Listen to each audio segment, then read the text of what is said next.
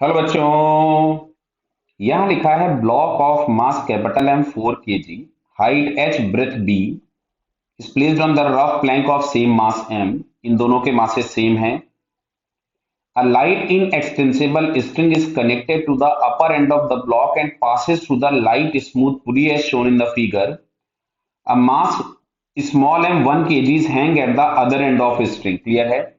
तो ये बटा स्मॉल m है, ये मिसप्रिंट है, ये स्मॉल m है। क्लियर? चलिए, लिखा है find the minimum value of b by H so that block does not topple over the plank, friction is absent between plank and ground. मतलब यहां पे कोई फ्रिक्शन नहीं है, ये सरफेस स्मूथ है।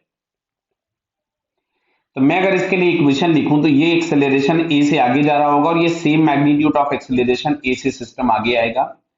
तो यहां से अगर हम लोग लिखते हैं तो small M G minus T is equals to हमारे पास मिला small M A and T is equals to हमारे पास आ जाएगा 2 टाइम्स कैपिटल एम ए। क्यों? इस पे और इस पे एक्सटर्नल फोर्स के नाम पे केवल और केवल हॉरिजॉन्टल में ये पी है, बाकी इसके एमजी और नॉर्मल आपस में बैलेंस्ड है। दोनों अगर हम ऐड कर देते हैं तो यहां से हमारे पास आता है small M G is equals to A times 2 capital M plus small M. तो इससे हमने एक्सेलरेशन फाइंड किया तो ये आया 10/9 मीटर पर सेकेंड स्क्वायर। अच्छा, इस एक्सेलरेशन को हम यहां पुट कर देते हैं तो हमें टी मिलेगा।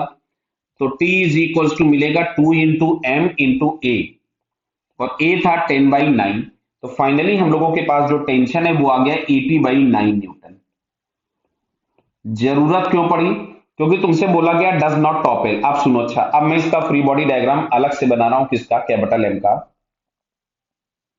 ये जो ऊपर की तरफ में ब्लॉक प्लेस किया था इसका मैं फ्री बॉडी डायग्राम बना रहा हूं केवल। तो इसका एमजी सेंटर से एक्ट हो रहा होगा। अब देखो यहां कहीं से एक टेंशन टी लग रहा है और फ्रिक्शन इस पे लग रहा होगा पीछे की तरफ में। अगर हम इसकी बात करें तो इस पे फ्रिक्शन पीछे लग रहा होगा। अच्छा, जस्ट बिफोर टॉपलिंग ये हम लोगों को पता है कि नॉर्मल रिएक्शन शिफ्ट होते होते एज पे आ जाएगा टॉपलिंग के जस्ट पहले। तो अगर हम इस वाले पॉइंट के अबाउट टॉर्क निकालें तो जो टी है वो इसको इधर घुमाना चाहता है जबकि एमजी इसको इधर घुमाना चाहता है। टॉपलिंग अगर नहीं हो रही तो दोनों के टॉर्क जस्ट आपस में क्या होंगे? बैलेंस्ड। क्लियर है? तो अब अगर हम देखें तो इस एक्सिस से ये जो परपेंडिकुलर डिस्टेंस ये मिल रहा है दैट इज b/2 और टेंशन पे जो परपेंडिकुलर डिस्टेंस हम लोगों को मिल रहा है दैट इज h। तो जो टेंशन का टॉर्क होगा वो हम लिखेंगे T into H is equals to M G into b/2 और आपसे पूछा गया है मिनिमम वैल्यू ऑफ b/h। तो एक काम करते हैं, सबसे पहले तो हम T की वैल्यू पुट कर देते हैं।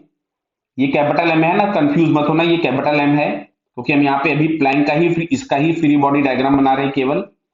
तो टी की वैल्यू हम लोगों ने पुट की, इट इज 80/9 इंटू एच और ये हमारे पास आ जाएगा 4 इंटू 10/2 इंटू बी। तो इससे जीरो उड़ा दीजिए, इससे इसको 2 कर दीजिए, इससे इसको 4 कर दीजिए। देख लीजिएगा कुछ गड़बड़ तो नहीं हुआ। अब यहां से हमसे पूछा गया था b/h, तो b/h फिलहाल हम लोगों को मिल रहा है 4/9। क्या क्लियर है बेटा? आराम से देख लो, 4/9 जो कि हम लोगों को सेकेंड ऑप्शन में दिया हुआ है। क्लियर? क्लियर हो गया ना बेटा?